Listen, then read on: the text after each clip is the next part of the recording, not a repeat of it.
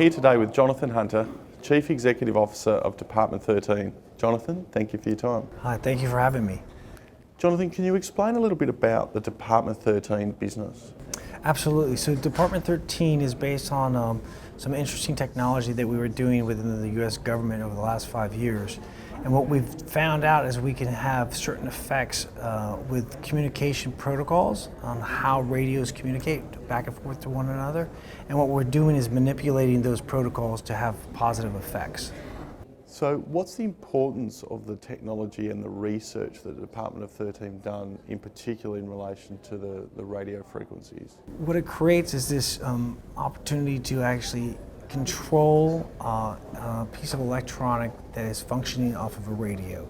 So if we look at drones isn't the only platform that has radios on it. There are many commercial platforms, whether they're RC toys, there are also submersible or waterborne vehicles, right, that operate within what we call the ISM band, right? The ISM band is essentially the RF spectrum of the Wild Wild West, where all commercial products come to play.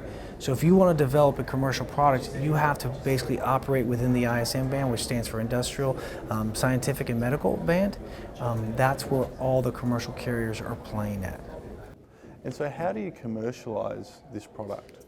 So what we are looking at right now is sporting events, amusement parks, any open venue, critical infrastructure needs commercial drone support. What you're seeing is day-to-day activity of drones incursions into airports. You're seeing prisons being drones flying into prisons, into dropping off weapons, drugs, cell phones are going into prisons.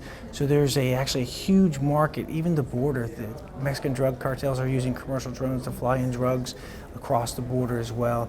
We believe that there's a more than viable market to participate on the commercial side. And I haven't even mentioned the military yet. The military has a specific need and use case that we think we fit very well. And so can you step me through some of the recent developments of Department 13? Absolutely. So some of the recent developments of Department 13 have been, we've established distributorships here in Australia with a company called EPE, who is well known in the electronic countermeasure space within the Australian Defence Forces.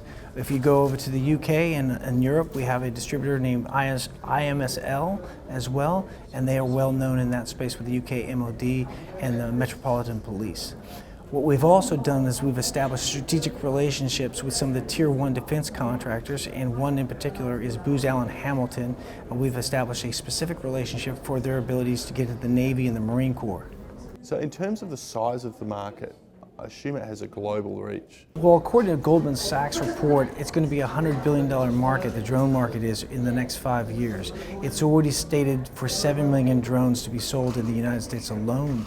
So what we see is it's not going away, it's not shrinking. The application of drones in the commercial sense, beyond the Walmarts, the Amazons for delivery, but supply management, agriculture is using drones.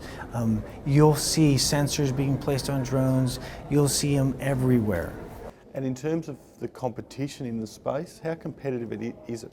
So we see competition coming in almost every day. Someone else has a new system. You're seeing some big players like Airbus, Northrop Grumman. You're seeing Finica come into this space to provide some type of counter drone system. Then you also see the niche players that are providing detection capabilities, whether it's acoustic or some type of electro-optic camera system that can pinpoint drones as well.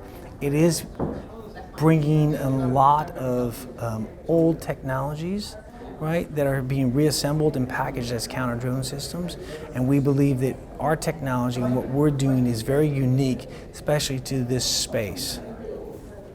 So you recently announced participation or sponsorship within the Black Dart competition. Can you explain what that involves? So Black Dart is the U.S. Department of Defense's entree into the counter-drone world.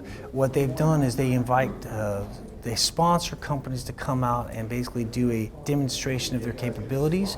So whether it's just military drones, whether it's direct energy weapons, whether it's lasers, whether it's jammers, whether it's a full functioning system, or capabilities like we have, which is actually just specifically focused on commercial drone markets and the commercial drone systems themselves.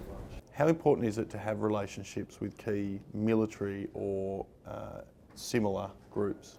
It's absolutely important, because what you'll see not only in the U.S. is there are a $520 billion annual budget for the defense, you'll see that this is an emerging requirement coming into the Defense Department as well. And by having those relationships, they work with people outside of defense, whether it's aviation, whether it's State Department, where they have embassies throughout the world. They all talk to one another, so it's very critical and key that we actually have these relationships. And are you able to talk through the rationale behind the recent ASX listing? So what we found was, over the 5 years that we had been doing research with the U.S. government departments, whether that be research agencies or specific organizations, we got to a certain point where we built up our patent portfolio so strong that it was time to monetize it, right? And in order to monetize it, we had to look for capital, or ways to capital. And we looked at several different verticals to capital, and this was the most effective and easiest way to get into and receive capital and funding. Jonathan, thanks for your time. Thank you.